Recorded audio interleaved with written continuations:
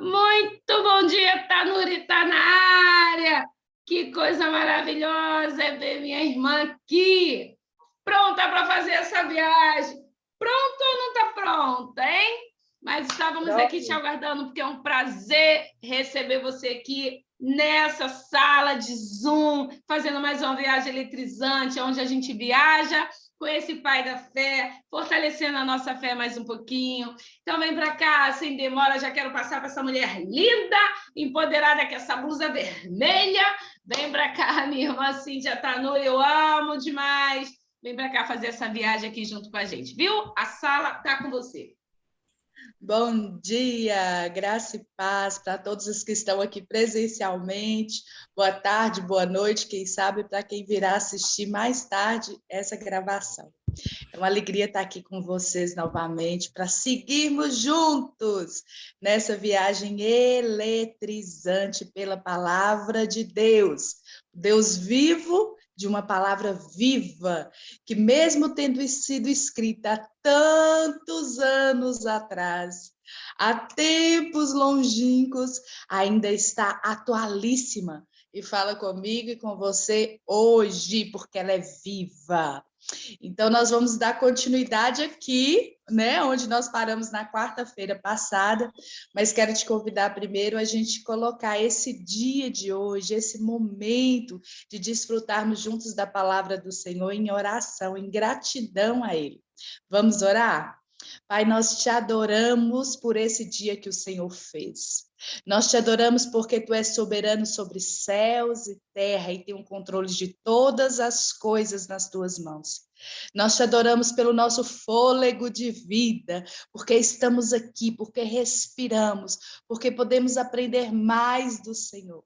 Nós te adoramos pela tua palavra revelada, contada a nós. Obrigada porque o Senhor partilha de todos os teus feitos ao longo de toda a história comigo. Obrigada porque o Senhor fala conosco nessa manhã. O Senhor compartilha de tudo que o Senhor já fez para o nosso ensino, para o nosso aperfeiçoamento, para o nosso consolo. Muito obrigada, Pai, porque a tua palavra viva, ela pulsa em nós hoje, ela fala conosco hoje. Nós te adoramos e te agradecemos e pedimos a condução do teu Espírito Santo, o autor real desta palavra. Segundo a tua boa vontade, seja conosco nesse dia, em nome de Jesus. Amém. Amém!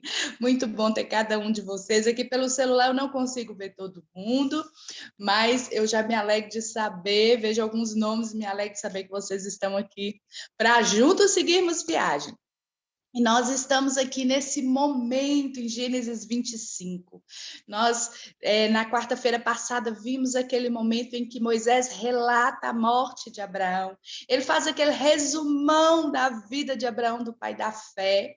Aquele homem que não inspirou só naquele tempo, só o clã dele, só a geração dele, mas conforme a promessa do Senhor, até os dias de hoje, hein? Estamos aí, 2022, falando de Abraão, porque o Senhor falou, prometeu, ele disse, engrandecerei o teu nome, te farei conhecido, sobre toda a terra. A bênção que Deus liberou sobre Abraão é a maior de todas as bênçãos. Você já ouviu falar sobre isso?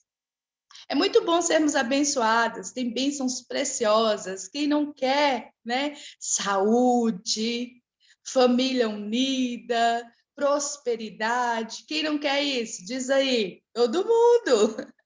Mas a bênção liberada sobre Abraão foi quando Deus disse ali, já desde do capítulo 11, capítulo 2, quando o Senhor chama Abraão de Ur dos Caldeus, e ele fala com Abraão, detalha essa bênção da multiplicação, da genealogia dele, que ele seria grande, numeroso sobre a terra todas as famílias seriam benditas por causa dele. Ele fala, ele especifica essa bênção quando ele diz, se tu uma bênção. A maior de todas as bênçãos é ser gerador de bênção. E é essa bênção liberada sobre Abraão. Através da vida de Abraão, as famílias da terra seriam abençoadas. A gente sabe que a Bíblia é a história, são várias histórias contando uma história. O plano da redenção, o amor de Deus sobre todo mundo, dito lá em João 3,16. Deus amou todo mundo, por isso ele deu seu filho. Todas essas histórias estão contando o plano de Deus lá no Éden. Quando o que aconteceu com Adão e Eva? Quando eles desobedeceram, a gente já estudou sobre isso. Quando entra o pecado, o Senhor prometeu. Mas virá aquele da mulher que vai esmagar a cabeça da serpente. Jesus, o Cristo. E a gente está contando essa história aqui. E o pai Abraão e todos os patriarcas estão dando continuidade a essa linhagem da onde virá o Cristo. E aqui Abraão, então, ele deixa o cenário aqui da história momentânea, porque ele permanece. A gente viu isso, né? Por toda a história, o Senhor deu a ele essa graça. Hoje nós estamos aqui contando sobre o pai da fé, sobre o legado dele sobre a terra. Mas agora o cenário muda. Os próximos patriarcas começam a entrar em cena. E aqui a gente vai ver o primeiro deles, o Isaac. Antes disso, vamos lembrar que quem está narrando a história é Moisés. Lembram-se disso, né? E por que isso é tão importante a gente fazer menção disso? Porque toda a Bíblia está interligada. Não tem nenhuma ponta solta, não, gente. Está tudo interligado aqui. Moisés, ele não foi contemporâneo de Abraão, ele não viveu na mesma época de Abraão. Toda essa palavra foi divinamente inspirada a Moisés pelo Espírito Santo de Deus. É claro que eles já ouviam, né? Vinha de pai para filho, todas as histórias eram contadas de geração em geração, era lembrado, assim como o Senhor nos diz até os dias de hoje. Tudo que nós vivenciamos da parte do Senhor, não é assim, Paula? Se a gente tem alguma experiência com o Senhor, a gente conta aos nossos filhos, amigos, aos parentes mais chegados. Olha, quando o meu filho sofreu aquele acidente, não foi assim, Paula, quando seu filho sofreu um acidente de moto? Você testemunhou, você contou como o socorro do Senhor veio. Foi assim, não foi, Zita? Em cada uma das suas vitórias aí, na sua trajetória que é cheia de milagres, de livramentos do Senhor, a gente conta aos filhos, e os filhos lá na frente contam aos nossos netos, e isso vai passando de geração em geração os feitos do Senhor.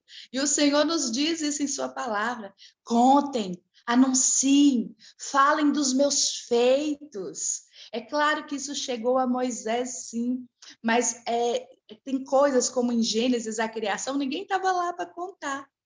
Quem contou para Moisés? Quem viu Deus dizendo, haja luz? Quem viu o Espírito do Senhor pairando sobre a face das águas? Senão o próprio Deus. Quem estava lá? Deus Pai, Deus Filho e Deus Espírito. A Trindade já se manifesta ali na criação. E tudo isso foi inspirado a Moisés pelo próprio Deus, para que ele fizesse essa narrativa. E por que isso é importante? Porque quando Deus se apresenta a Moisés, Moisés ouvia falar, mas lembram-se que Moisés foi criado onde, hein? Na casa de Faraó, no Egito, pela filha de Faraó. Ele aprendeu toda a ciência do Egito, toda a cultura, todas as línguas, tudo que era disponível naquele tempo.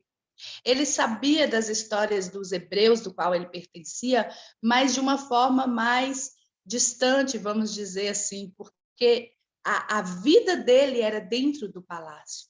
O que o cercava ali, enquanto ele viveu no Egito, era a cultura egípcia. Ele podia conhecer um pouco, mas ele não tinha intimidade com Deus. Ele não tinha tido um encontro com o Deus dos seus pais, do seu povo. O Deus dos hebreus, ele não sabia disso pessoalmente. E quando Deus se apresenta a Moisés, nós já lemos esse versículo lá em Êxodo, ele se apresenta dizendo, eu sou o Deus de Abraão, o Deus de Isaque, o Deus de Jacó. É assim que Deus se apresenta. Por isso é tão importante a gente estudar sobre os patriarcas. Deus ele é tão fiel, como eu falei aqui na quarta-feira passada, que ainda que esses homens tenham deslizado aí, hein, na natureza humana deles, nas falhas, os tropeços, os pecados, a gente viu isso na vida de Abraão, a gente vai ver na vida de Isaac, a gente vai ver na vida de Jacó. Não tem como escapar, não. Deus não manda nada para debaixo do tapete. Ficou tudo aqui para a gente saber. Deus é tão fiel que ele continua dizendo, e ele se intitula, né? Ele se apresenta dessa forma: eu sou o Deus deles, eu sou o Deus desses homens falhos, falíveis, mas que andaram comigo, que eu separei para mim, que eu chamei pelo nome, que andaram na sua fraqueza, mas eu, na minha força, os sustentei. Eu sou o Deus da história deles, eu sou o Deus de toda a história. Esse é o nosso Deus. E lá em Êxodo 3,16, de novo Deus vai dizer. Deus vai falar isso muitas vezes, a gente vai ver isso repetido em muitos outros livros, mas eu estou frisando aqui em Êxodo porque Deus está falando diretamente com quem está escrevendo aí, hein? Com Moisés. Então, se você quiser anotar também Êxodo 3,16, Deus vai dizer assim: vai, ajunta os anciões de Israel e diz-lhes: o Senhor Deus dos vossos pais, o Deus de Abraão, de Isaque e de Jacó, me apareceu dizendo: certamente vos tenho visitado, eu tenho visto o que vos é feito no Egito. Quando Deus falou isso a Moisés, logo depois que Deus se apresenta, que Moisés tem essa experiência com Deus, Deus fala assim: agora você vai buscar meu povo. Você volta ao Egito. E quando você ajuntar todo Israel do Senhor, todos os hebreus, todo o povo do Senhor, o que você vai dizer para eles? O Deus dos vossos pais, Deus de Abraão, Deus de Isaque, Deus de Jacó. Você vai dizer: foi este Deus que me apareceu. E ele tem visto o sofrimento de vocês aqui no Egito. Olha como isso é importante, como Deus leva a sério isso. Isso tem mexido muito comigo nesses dias. Sabe por quê? Talvez eu não esteja aqui para ver aí, hein? Talvez a minha quinta, sexta geração, certamente. Naquele tempo, esses homens viviam aí em Zita, 130 e tantos anos, 160 anos. Nós sabemos que Deus limitou os anos, né, de vida do homem sobre a terra. Mas ainda que a gente viva muito, que a gente viva muitos dias, uma hora, como Abraão, nós iremos encontrar com o nosso pai, nós voltaremos à nossa origem. Mas esse legado fica sobre a terra. Lá na frente, hein, Zita? Já pensou? Depois de tantos anos que a gente não tiver aqui, alguém disser assim: o Deus da minha tataravó Zita era uma mulher de fé. Chegou a minha fé dessa mulher, chegou a minha fé da Mônica. A minha tataravó Mônica, todos os dias, às 7h05 da manhã, abriu uma sala no Zoom para anunciar esse amor, falar dessas grandezas, dessa maravilha. Não é assim, Ana? Imagina só que delícia. Depois que a gente não tiver mais aqui em Vita, em Lila, em Kate, tio Vandão, alguém contar e falar assim: o Deus da vida dele, da vida dela, fez isso. Eu me inspiro, eu quero esse Deus, eu quero essa vida. Oh, glória, nós queremos isso. Assim seja conosco também. Então, aqui a gente vê que agora Abraão parte, ele faz todo esse pano de fundo aqui para entrar agora nesse próximo capítulo, né? Que ele dá abertura agora passou do patriarca Abraão para o patriarca Isaac. E aqui a gente vai ver que a vida de Isaac é contada rapidamente. É bem resumido, mas tem muita coisa preciosa que eu quero que você fique ligado aqui para a gente não perder nada. Então, começa aí, até o verso 18, ele vai falar da genealogia né? Ele vai contar toda aquela narrativa, como que Abraão morreu, ele dividiu os bens antes, nós falamos tudo isso na última aula. E ele vai falar dessa genealogia porque ele está dizendo também sobre os filhos de Ismael, toda a descendência de Ismael, porque gerou outros povos árabes, príncipes, reis, vieram da linhagem desse filho que Abraão teve com Agar, a egípcia, naquele jeitinho. Abraão não era brasileiro, eita, mas teve o jeitinho lá do homem, né? Tentando acelerar o processo, tentando pular a etapa, queimar processo. Quem nunca? Quem nunca quis acelerar os processos quando o trem está difícil de esperar? A gente sabe que ele esperou 25 anos, e no meio dessa espera foi treta, hein, Mônica? Como diz a Mônica aí. Mulher impaciente, o povo cobrando, cadê, cadê? E aí, então, Abraão acaba cedendo a isso, a esse recurso humano, e a gente viu toda a confusão que teve por causa disso. E essa genealogia, Moisés não está falando por acaso, porque esse povo, então, sempre, até os dias de hoje, como a palavra foi dita, ela é verdadeira e se cumpre, esse povo, então, se torna opositor do povo de Deus. Até hoje, há briga, há guerras, há uma rincha que vem dessa época, olha só, até 2022. Então, a palavra de Deus, mais uma vez, se fazendo muito claro o cumprimento dela, né? Como foi dito, assim é. E aqui depois, a partir do verso 19, ele vai falar, ó, esta agora é a história do filho Isaque, filho de Abraão. Ele vai dizer, Abraão gerou Isaque. Verso 20, o qual aos 40 anos se casou com Rebeca. Já casou com 40 anos. Eu gosto de um pastor que ele fala assim, não perca a esperança não, hein, gente? Quem não casou ainda. Porque se o homem casou foi com 40 anos, está tudo certo. E aqui ele vai dizer, então, onde que Isaac vivia. Ele vai falar que a mulher de Isaac, aqui no verso 22, né? Também era estéril, Raquel. Então, vamos ler aqui, vamos para o texto. Isaac orou ao Senhor em favor da sua mulher, porque ela era estéril. O Senhor respondeu às suas orações e Rebeca, sua mulher, engravidou. Como é que é isso, gente? Tá parecendo que a fita tá voltando para trás? Olha a repetição aí, peraí. O pai casou com Sara, já desde o capítulo 11, quando fala que Abraão era casado, que tinha uma mulher que chamava Sara, o texto já fala, ela era estéril.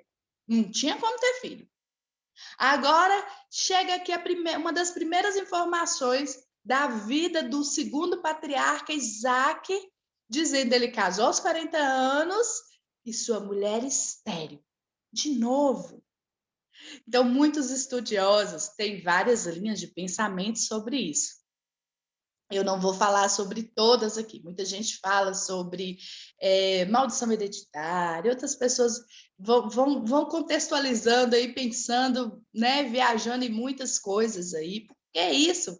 Porque esse capricho de Deus, hein? Sara era estéril, Rebeca estéril. Por que isso? E muitas coisas a gente sabe que nós não vamos ter resposta aqui. Mas uma coisa é certa. Tem uma linha de estudo que eu gosto muito. Tem muitas coisas na Bíblia, assim como na vida de Jesus. Quando a gente vai estudar os evangelhos, a gente vê que fica uma lacuna na vida de Jesus, dos 12 anos aos 30 anos. Você não acha relato de nada nesse período. A gente não sabe o que aconteceu nesse período. A gente só pode imaginar. A gente sabe que ele teve uma vida comum, de um adolescente, de um jovem. Algumas experiências, talvez, que ele tenha tido ali com o próprio Deus, não ficou relatada na Bíblia nesse período. A gente também não sabe muita coisa sobre como foi a adolescência, a vida de Isaac, mas uma coisa a gente pode entender. Essa linha de estudo traz para a gente duas coisas importantes para a gente pensar. Isaac, ele era a resposta de Deus a um milagre efetuado na vida de Abraão e Sara. Além de Sara ser estéril, a gente já falou isso milhões de vezes aqui, porque Moisés não nos deixa esquecer um minuto de que ela também era idosa e Abraão também. Então, foi um milagre, vamos dizer assim, duplo. Não era só a questão de ser estéril. A idade, tudo era desfavorável, já não tinha como alguém esperar qualquer coisa ali. Então, foi um milagre incontestável. Só um milagre faria aquela mulher gerar um filho. Imaginem toda aquela cultura, todo mundo contando essa história. Isaac, sabendo que o irmão mais velho o desprezava por causa disso, foi apartado dele por causa disso. Todo mundo contando essa história para esse menino, ele cresceu ouvindo isso. Ele viu quando o pai subiu com ele, ele viu, claro, né? Ele era a própria oferta ali do pai. Subiu ao monte para sacrificá-lo, porque Deus havia pedido. Ele viu o livramento do Senhor na vida dele. Mas agora, ele ouvindo tudo aquilo, essa linha de pensamento diz que esse menino, ele cresceu com essa pressão dentro dele, de todo mundo. Imagina, ele era o objeto, né, de muita gente, como que de uma idolatria. Olha o milagre aí, olha o milagre aí. Agora é a hora dele ter que viver essa experiência.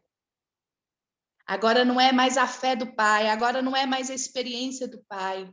Agora é ele, como homem, não tendo essa condição, mesmo ele, às vezes, porque muitos falam que ele pode ter ficado muito altivo com isso. Vocês estão entendendo o que essa linha de raciocínio está dizendo? Ele pode ter ficado muito cheio disso. Eu sou o milagre de Deus.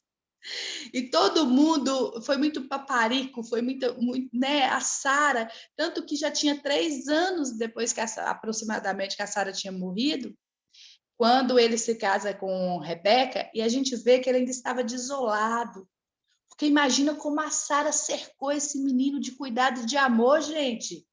Já desde o dia da apresentação, porque o irmão ali, né, fez uma brincadeira grosseira, maldosa, ela falou, oh, chega, manda esse menino embora, eu não quero ele crescendo junto com meu filho, não. Isaac, ele foi crescendo, essa linha de estudo fala que como numa redoma, sabe? Ali de muito cuidado, de muito mimo. E agora ele se vê sem a mãe, e ele se vê diante do Senhor dizendo, agora sou eu e o Senhor.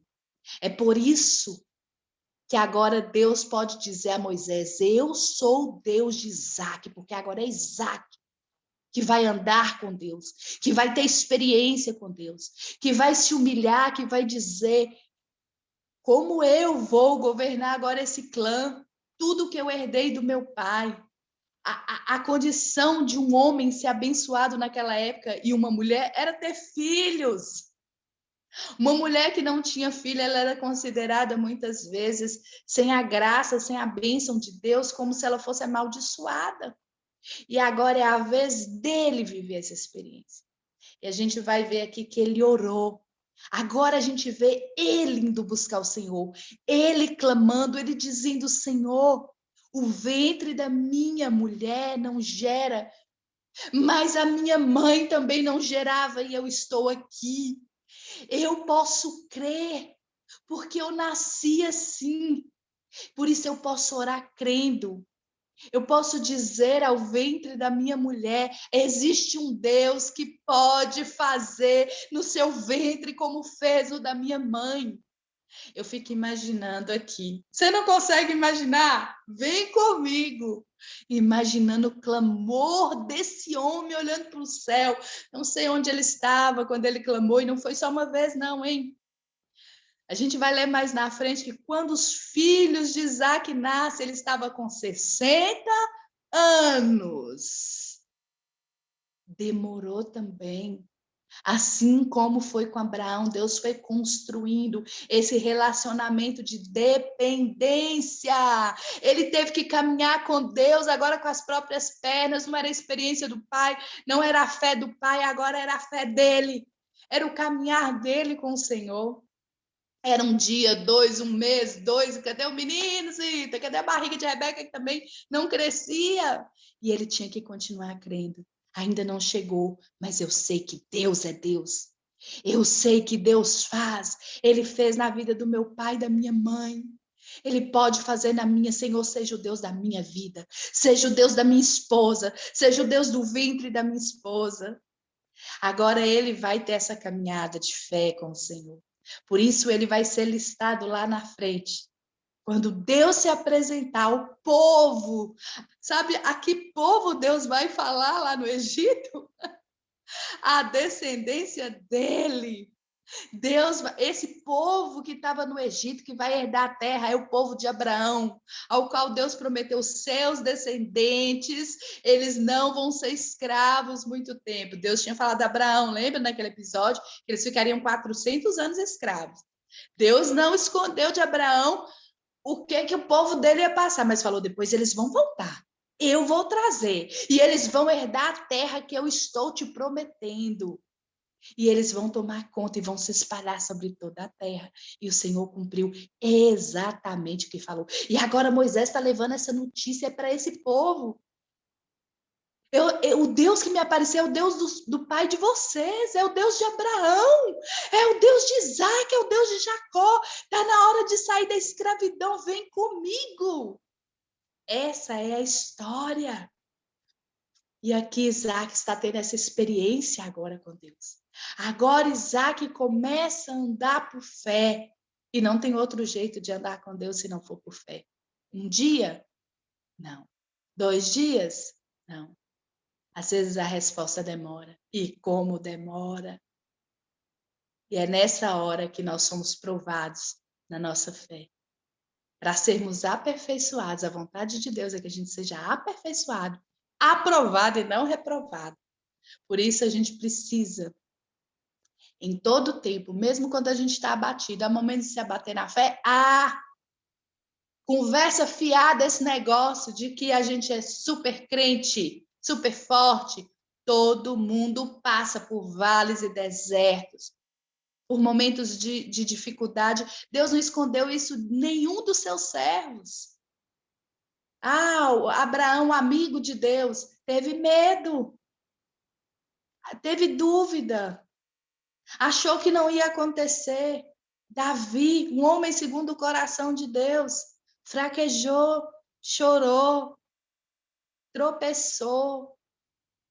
Pedro, Paulo, todos os homens, os grandes heróis da fé de Hebreus 11, eles eram gente como eu e você, de carne e osso. E eles sofreram decepções, eles amarguraram frustrações, eles tiveram momentos de fraqueza, de achar que Deus não era com eles, de que Deus não ouvia, de que Deus não respondia. Mas a palavra sempre vai nos mostrar de que Deus, sobretudo, sempre permaneceu fiel. E todos os propósitos do Senhor infalivelmente se cumpriram. Nenhum falhou até o dia de hoje, não falhará, porque Ele é Deus. E a nossa dependência tem que estar nele. Nós podemos dizer, a exemplo de Sadraque, Mesaque e Abednego, os 3 nomes mais bonitos da Bíblia. Se ele nos livrar da fornalha, nós o adoraremos.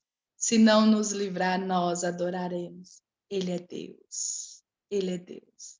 Independente do que quer que aconteça na nossa jornada. E eu creio que Isaac estava vivendo esse amadurecimento da fé agora. Não da fé do pai, mas da própria vivência de caminhar com Deus. Na espera. É difícil demais. Alguém gosta de esperar? Ainda mais nossa geração, hein, miojo? 3 minutinhos. Ninguém gosta de esperar. Mas é na espera que nós somos amadurecidos, aperfeiçoados na fé. Cada dia nessa dependência. É quando você olha as circunstâncias e está tudo dizendo não. E você olha para Deus e diz, mas eu creio, é possível, porque Ele é Deus. Meu corpo ainda não responde. A minha família ainda não está como eu gostaria. Essa situação, essa causa, cadê? Cadê a resposta que não chega? Mas ainda que esteja tudo dessa forma, eu te adoro porque tu és Deus e eu sei que tu podes. Basta uma palavra sua e tudo se faz. Isaac, então, vai viver essa experiência com o Senhor. E diz que, então, Deus o honrou na sua fé, na sua espera, na sua dependência, na sua confiança. Não vai falar muito para a gente sobre esse período, mas é claro que teve toda aquela mesma expectativa de que teve com Sara e Abraão. Agora era ele que estava à frente de todo aquele clã, daquele monte de gente esperando 1 ano, 2, 3, cadê que a mulher não engravida? O que está acontecendo? Toda aquela expectativa. Houve noites que talvez ele não dormisse, que chorasse, Rebeca. Houve noites talvez que Rebeca ficasse ali em angústia, né? Para uma mulher, isso era uma questão muito relacionada à honra. Então, imagina como também Rebeca não sofreu, mas eu creio que Rebeca, da mesma forma, se fortalecia na fé junto com seu esposo, lembrando: eu posso abraçar esse homem, eu posso beijar esse homem, que nasceu de um ventre estéril. Imagina só, ela olhando para a face do esposo, falando: eu posso crer. Eu estou casada com o filho que veio da promessa. Isso mesmo, Zita. Ainda que não haja esperança, né? Como a árvore cortada aí, ela volta a brotar, não é isso? Você escreveu aí? A árvore cortada, ela brota. Então, aqui a gente vê que logo depois, né? Aqui no verso 21, a gente vai ver o relato de que Rebeca engravidou. Como eu disse, passou muito tempo, hein? Por quê? Lá na frente a gente vai ler que quando eles nasceram, no verso 26, você pode ler isso aí. Quando eles nasceram, Isaac já tinha 60 anos de idade. Então, passou todo esse tempo aí de espera. Os meninos, então, vai dizer o verso 22. Rebeca ficou grávida de gêmeos. Era estéril. Isaac orou, Deus abençoou e ficou grávida de gêmeos. Deixa eu só ver aqui, parece que veio uma... Não, tá certo. Achei que tinha entrado aqui alguma coisa na transmissão nossa. Então, aqui, gente, o milagre, olha só, foi duplo no ventre de Rebeca. Eita glória! Sara gerou Isaac, agora Isaac e Rebeca vão gerar gêmeos, 2 filhos. O ventre estéril agora se dobra em honra. E são 2 crianças. Então, no verso 22 está escrito: os meninos se empurravam dentro dela. Pelo que disse: por que está acontecendo isso? Foi então consultar ao Senhor. Vamos lá, Rebeca esperou esse tempo todo. Agora, naquela época, não tinha ultrassom, hein? Não tinha como saber o que estava acontecendo ali naquela gestação, hein, Lila? Tinha jeito, não. A gente só sabe que estava acontecendo, Rebeca, né? Claro, só imaginava que estava acontecendo alguma coisa diferente. Acho que ela conversava ali com uma mulher e outra, hein, Lila? Como é que foi sua gravidez? O que aconteceu? Uma gestação de gêmeos é diferente, gente.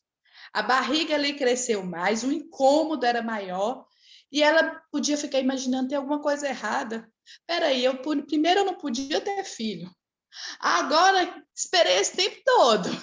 Estou grávida. E o que está acontecendo dentro da minha barriga? Isso não para de mexer. Esse menino, né? Que eu creio que ela imaginava que era um só. Isso não para de mexer. O que está acontecendo? E ela vai, então, buscar ao Senhor. Na tradução aqui do hebraico, quando ela fala o que está acontecendo, eu estava estudando e muitos estudiosos dizem que não tem uma tradução assim de uma forma tão exata para isso, mas é como se ela não tivesse tendo sossego nem de dia nem de noite. Era um incômodo tão grande que ela estava com medo de perder a vida. Era algo que estava assustando ela. Então, a gente não sabe, né? A Bíblia não fala, mas a gente vê que duas crianças, a gente não sabe se a barriga dela cresceu, né, muitos, como é que estava ali no útero, mas duas crianças naquele espaço ali, era como se não tivesse cabendo, gente, porque ela estava o tempo inteiro ali em agonia naquela gestação. É por isso que chega ao ponto dela falar: eu preciso saber o que está acontecendo, eu sinto temor pela minha vida. Então, ela estava realmente muito angustiada com aquilo. E ela vai buscar o Senhor. Quando a gente vê essa frase na Bíblia, consultar ao Senhor, não foi só o momento que ela parou para orar, ou ela estava lá na tenda dela orando, ou ela estava ali mexendo com as coisas dela, preparando a comida e pensando e orando, não. É quando ela separa um tempo determinado. Rebeca, então, ela se separa, como a gente falou, se consagra, e ela vai consultar ao Senhor. Certamente ela deve ter ido a um lugar especial também, é o que os estudiosos vão dizer. Ela sai dali, ela se separa e ela vai buscar ouvir a voz do Senhor. A gente viu também quando Sara teve um momento assim de Deus falar com ela. E ela começar agora não só escorar na fé de Abraão, vamos dizer assim, né? Ficar ali apenas ouvindo o que Deus falou com Abraão. Vocês já sentiram isso quando alguém diz assim, Deus falou isso comigo, Deus fez isso comigo, e a gente fala assim, puxa, eu queria ouvir Deus assim. Fala comigo, Senhor. Faz assim comigo. Quem nunca sentiu isso? Então, Rebeca, Isaac já estava com essa experiência com o Senhor em oração. Agora é a vez de Rebeca. Mesmo que ela vem do povo de Deus, ela estava acostumada com todas as histórias, ela sabia quem era o Senhor, agora ela vai ter uma experiência mais íntima. Agora ela parte para uma experiência mais pessoal com o Senhor. Então, quando fala essa tradução aqui, ela se separa e ela vai certamente a um dos altares erguidos por Abraão. Lembra que em todo lugar onde Abraão foi, ele erguia um altar? Então, certamente ela vai nessa busca, nessa oração. E Deus fala com ela. E Deus responde de maneira clara, Deus explica o que estava acontecendo no ventre daquela mulher. E a gente vai ver no verso 23. Disse-lhe o Senhor. Agora ela escuta o Senhor. Interessante que a gente não escutou aqui. Um minuto só. Meu Deus, é eletrizante, é rápida essa viagem mesmo. Mas aqui eu vou encerrar então com esse versículo 23. Deus diz: dentro do seu ventre tem duas nações. Às vezes a gente imagina, né? Meu Deus, estou grávida de uma criança, é meu filho, meu bebê. Não. Cada filho que é gerado em um ventre, cada criança que nasce, dá início a uma história, a uma geração. Nós vamos falar sobre isso na próxima quarta-feira. Tem duas nações brigando dentro do ventre de uma mulher. Fica comigo, vamos seguir viagem juntos na próxima quarta. Obrigado pela sua companhia. Um beijo. É muito bom estar aqui viajando nessa palavra viva com você. Deus abençoe cada um e até a próxima quarta, hein?